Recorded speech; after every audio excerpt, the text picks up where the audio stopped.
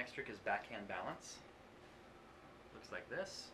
It's on my backhand, balanced. Catch it in the lunar landing or some other stall. Back to the hand. Basically, it's like a kendama trick.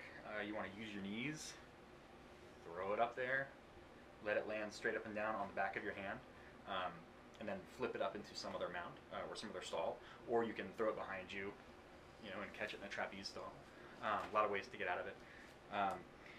You really want to kind of use your knees so that things don't flop all around. If they flip all over the place, it's really hard to catch it straight up and down, which is the point. Then at that point, you're going to want to flip it up and kind of find that string to catch it in a lunar landing or in whatever other mount you want. You have to find the string in midair, which is pretty challenging. So once again, undermount stall, use your knees, keep everything in line, flip it up onto the back of your hand, and then kind of very carefully throw it up and find the string. Missed. Throw it up and find the string so that you can get in that lunar position.